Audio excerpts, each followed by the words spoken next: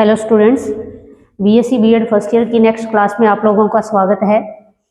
अपने BSc BEd physics की जो सेकंड बुक उसकी सेकंड यूनिट पढ़ रहे थे। इसके अंदर अपने ने पढ़ा था प्रत्यास्था जो गुणांक है उनके अंदर रिलेशन, और रिलेशन अपने ने दो पढ़ लिए थे। यानी दो कौन कौन से पढ़े थे? पहला जो पढ़ा था वो था वाई के और सिग्मा। प्रत्यास्था नियतांक या गुणांक है, दो गुणांकों में संबंध। पहला जो रिलेशन था वाई के और सिग्मा। दूसरा जो रिलेशन अपने ने पिछली वाली क्लास के अंदर पढ़ा था वो था वाई नीटा व सिग्मा में, वाई नीटा और सिग्मा में। ये दो अपने ने डेरिवेशन पूरे के पूरे अपने ने सोल्व कर लिए थे। जो लास्ट अपने ने जो रिलेशन मतलब फर्स्ट का निकाला, सेकंड का निकाला, वो क्या था? वो वाले क्वेश्चन से ही अपने थर्ड जो रिलेशन है वो पढ़ेंगे। और तीसरा जो रिलेशन है वो है वाई के और नीटा में, यानी थर्ड है वाई के और नीटा, यानी ये पढ़ना है अपने को। और चौथा जो पढ़ेंगे वो यानी वाई के सिग्मा में हो गया, वाई नीटा और सिग्मा में हो गया, वाई के और नीटा में हो गया। अब अपने को एक और पढ़ना है, वो अपना रहेगा के नीटा और सिग्मा,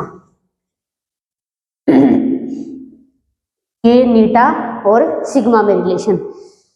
ये तीसरा और चौथा अपने पढ़ेंगे। और तीसरा और चौथा जो रिलेशन निकालने के लिए अपने काम में लेंगे, फर्स्ट और सेकंड डेरिवेशन अपने ने की है, उनका जो लास्ट समीकरण आया है वो वाला इक्वेशन। तो देखो अपने ने निकाला था पहला k equal to Y upon 2 1 minus relation आया था 3, ये है 3 1 माइनस 2 सिग्मा। दूसरा जो निकाला यानी पिछली क्लास के अंदर जो वो रिलेशन था अपना eta equal to Y upon 2 1 plus sigma. ये अपने पढ़ चुके हैं। देखो पहला जो रिलेशन है वो वाई के सिग्मा में लिखा है। दूसरा वाई नीटा और सिग्मा में। दोनों फॉर्मूले भी आपको ध्यान होने चाहिए, भी हो सकता है एग्जाम में क्वेश्चन पूछता है। तो पहले का डेरिवेशन दूसरे का भी डेरिवेशन आप लोगों को आना चाहिए, और पहले और दूसरे डेरिवेशन के बाद तीसरा निकलेगा और फिर चौथा ऐसे ही निकलेगा, क्योंकि इनका रिजल्ट है जो वही काम में लेना पड़ेगा अपने को। इसके लिए देखो अपने इसको कैसे सोल्व करें। पहला जो रिलेशन है इसको मैं ऐसे लिख सकती हूँ, क्या लिखूं? वज्र गुणा करवा दो, यानी 3k 1 minus 2 sigma, 3k 1 minus 2 sigma equal to क्या है? y। इधर भी वज्र गुणा करवा दो, 2 नीटा 1 प्लस सिग्मा इक्वल टू आ जाएगा y। दोनों की एक साइड बराबर है, दोनों इक्वेशनों की। भाई मैं इसको ये मान लेती हूँ समीकरण नंबर 1 और इसको मान लेती हूँ समीकरण नंबर 2। नेक्स्ट लिखेंगे समीकरण नंबर 1 व 2 से। एक साइड बराबर है तो दूसरी साइड क्या होगी? बराबर होगी। कर देते हैं बराबर, 3k 1 minus 2 sigma equal to 2 नीटा 1 प्लस सिग्मा। कहने का मतलब यहाँ से अपने ने y को गायब कर दिया y को गायब कर दिया। अपने पास देखो क्या क्या बचा है, k सिग्मा नीटा, यानी k सिग्मा और नीटा, यानी कौन सा रिलेशन आ जाएगा? ये फोर्थ वाला आ जाएगा, क्योंकि इसके अंदर y है, सॉरी k है, सिग्मा है और नीटा है। k सिग्मा और नीटा फोर्थ रिलेशन के अंदर है। तो अपने पहले फोर्थ देख लेते हैं, इसको और आगे हल करेंगे तो और आगे हल करने पर ये बन जाएगा अंदर गुणा करवा देते हैं, 3k minus 6k sigma equal to ये आ जाएगा 2 नीटा और प्लस 2 नीटा और सिग्मा। यहां से अपने सिग्मा को एक साइड रख लेते हैं, ये सिग्मा वाली टर्म। तो देखो ये बनेगा, इसको इधर भेज देते हैं, इसको इधर ले आते हैं, ऐसे कहिए 2 नीटा सिग्मा, मतलब इस टर्म को इधर लेके जाएंगे। तो ये मैंने पहले लिख लिया, ये इधर आएगा तो प्लस का हो जाएगा 6k सिग्मा इक्वल टू, यानी ये यहीं और इसको इधर लेके आए तो 3k माइनस का 2 नीटा। सिग्मा अगर अपने कॉमन निकाल लें, सिग्मा अगर कॉमन निकालेंगे तो 2 eta plus 6k equal to 3k minus 2 eta. Sigma equal to आएगी value 3k minus 2 eta upon 2 eta plus 6k। ये आपका कौन सा, यानी फोर्थ रिलेशन आ गया के नीटा और सिग्मा में। के नीटा और सिग्मा में जो रिलेशन आया है वो अपने पास क्या है, 3k माइनस 2 नीटा और 2 नीटा प्लस 6k। ठीक है, एक और रह गया अपना कौन सा, तीसरा रिलेशन जब अपने निकालेंगे तो इसको निकालने के लिए देखो अपने कैसे हल करते हैं इसको। इक्वेशन नंबर 1 इसी पे चलते हैं वापस, इधर लिख लेती हूँ, यानी समीकरण नंबर 1 में देखिए, समीकरण 1 से भाग में ले जाओ 3k को, तो ये बनेगा 1 minus 2 sigma equal to y upon 3k। ठीक है, लिखा जा सकता है। ऐसे ही इसमें इसको अपॉन में ले जाओ, ये बनेगा 1 plus sigma equal to y upon 2 नीटा। ठीक है, यानी यहाँ रिलेशन देखिए y k और क्या है, नीटा है, इसमें सिग्मा नहीं है, तो यहाँ अपने पास सिग्मा है। तो क्या करो कि भी इन दोनों समीकरणों को, यानी इनके कोफिशिएंट सिग्मा के बराबर कर दो, यानी गुणांक बराबर कर दो, और साथ में अगर ये माइनस का है ये प्लस का है तो दोनों को जोड़ दे। अगर दोनों के सेम साइन होते तो यानी अपने कह देते भी घटा देते हैं इसमें से। तो अब इसके लिए अपने मान लेते हैं इसको समीकरण नंबर 1, इसको समीकरण नंबर 2। समीकरण नंबर 1 को तो कोई दिक्कत नहीं है, 2 सिग्मा है, लेकिन समीकरण 2 में देखिए 1 प्लस क्या है, सिग्मा। इन दोनों के गुणांक बराबर करने अपने को, क्योंकि यहाँ से सिग्मा गायब करना है इसलिए। तो क्या करेंगे, समीकरण नंबर 2 को किससे, 2 से गुणा करने पर, 2 से मल्टीप्लाई करेंगे दोनों साइड, तो ये आ जाएगा, एक नंबर इक्वेशन है 1 2 से मल्टीप्लाई करना है, 2 प्लस 2 सिग्मा इक्वल टू, यानी y अपॉन 2 नीटा आएगा, तो यहाँ क्या बचेगा, y अपॉन नीटा। ठीक है, समीकरण 3 एक को यहाँ लिख दो इसके अपॉन में, जैसे इसके नीचे लिख लेते हैं 1 minus 2 sigma y upon 3k।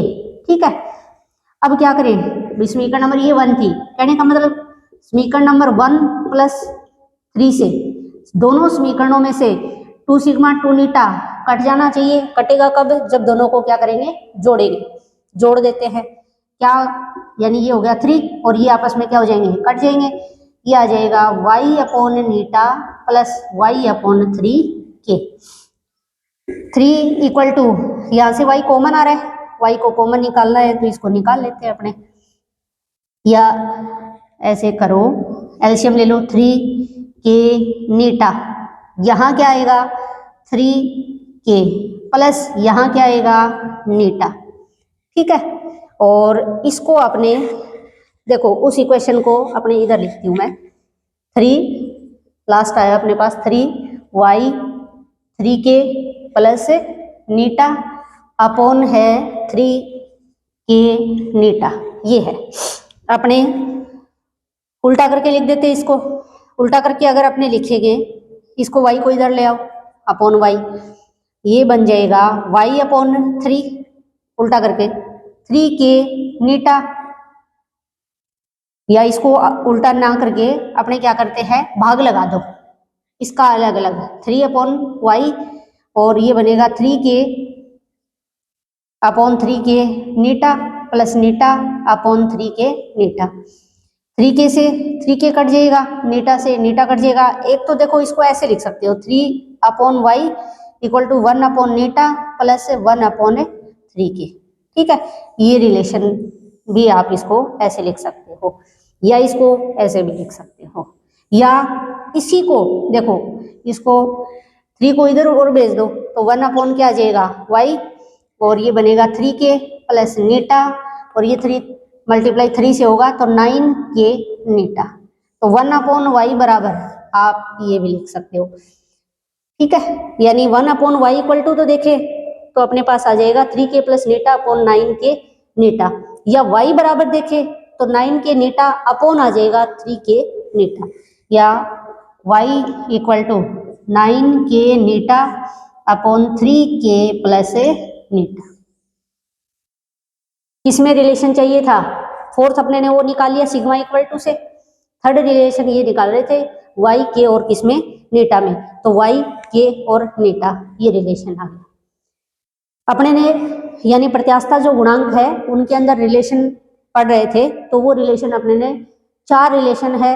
4 relation कौन कौन से, वाई के सिग्मा, वाई नीटा सिग्मा, और वाई के नीटा और के नीटा और सिग्मा में। 2 अपने ने पहले क्लास हुई है उनमें पढ़ लिए, दोनों के डेरिवेशन है। लेकिन जो 2 अपने ने डेरिवेशन पिछले जैसे वाई के सिग्मा का किया और वाई नीटा सिग्मा वाला जो किया था, इन्हीं का जो लास्ट इक्वेशन आया है उन्हीं को अपने ने काम में लिया। जैसे इसका जो रिलेशन आया था वो k इक्वल टू ये था, इसका जो रिलेशन आया था वो अपना ये था eta equal to Y upon 2 1 plus sigma. मैंने इन्हीं को काम में लेकर के भाई एक बार इसमें से क्या कर देते हैं, सिग्मा को गायब कर देते हैं, और एक बार इसके अंदर वाई को गायब कर देते हैं। वाई को गायब करेंगे तो ये आ जाएगा, सिग्मा को गायब करेंगे तो अपने पास ये आ जाएगा। करने का तरीका मैंने बता दिया, आप इसको एक बार और देख लेना अगर समझ में नहीं आया तो। नेक्स्ट अपने पढ़ते हैं पवासो निष्पत्ति की सीमाएं। कहने का मतलब सिग्मा जो है ना, पवासो निष्पत्ति मतलब कहने का सिग्मा की बात कर रहा है, और सिग्मा का मान कितना हो सकता है। कई बार जैसे छोटे वाले जो क्वेश्चन है उन क्वेश्चनों के अंदर ये बात भी पूछी जा सकती है। तो अपने पास जो y का मान है, इक्वेशन नंबर देखो बोर्ड पे लिखा है कि y इक्वल टू है 3k 1 माइनस 2 सिग्मा, और एक है y बराबर ये रहा 2 नीटा, क्या है 2 नीटा 1 प्लस सिग्मा। यानी ये 2 अपने पास क्या है, समीकरण है। इन दोनों इक्वेशन को, क्योंकि दोनों y की वैल्यू बता रही है, दोनों को बराबर कर देते हैं। दोनों को बराबर करें तो 3k 1 minus 2 sigma equal to क्या आएगा, इक्वल टू आ जाएगा 2 नीटा 1 प्लस सिग्मा। देखो किसी भी पदार्थ के लिए, किसी भी पदार्थ के लिए किसका मान है, किसका मान है, के और नीटा का मान, के और नीटा ये हमेशा क्या होते हैं, पॉजिटिव यानी धनात्मक होते हैं, ठीक है। ये धनात्मक है, तो अगर मैं ये कहूं कि भाई यहाँ पे क्या, भाई सिग्मा का मान क्या हो, धनात्मक हो, धनात्मक हो तो सिग्मा का मान धनात्मक तब होगा जब अपने भाई एक बार तो कंडीशन ये कि 1 माइनस 2 सिग्मा की वैल्यू क्या हो, 0 से अगर अपने छोटी ले लेते हैं, या -1 माइनस यानी 0 से धनात्मक वाली कंडीशन ले बड़ा, यानी 1 माइनस निशान चेंज करें तो ये प्लस का 2 सिग्मा ये बन जाएगा, ये 2 सिग्मा इज लेस देन इधर जाएगा तो 1, यानी सिग्मा इज लेस देन क्या आ गया 1/2। सिग्मा का मान क्या होगा, 1/2 से छोटा। कहने का मतलब सिग्मा का मान धनात्मक, लेकिन किसके 0.5 से क्या होना चाहिए, छोटा होना चाहिए। नेक्स्ट जैसे 1 प्लस सिग्मा की वैल्यू क्या हो, 0 से कम होगी ऋणात्मक के लिए, तो 1 प्लस सिग्मा का मान 0 से अगर कम होगा तो अपने इसको ऐसे लिखेंगे सिग्मा इज लेस देन -1, यानी सिग्मा का मान क्या कह रहे हैं,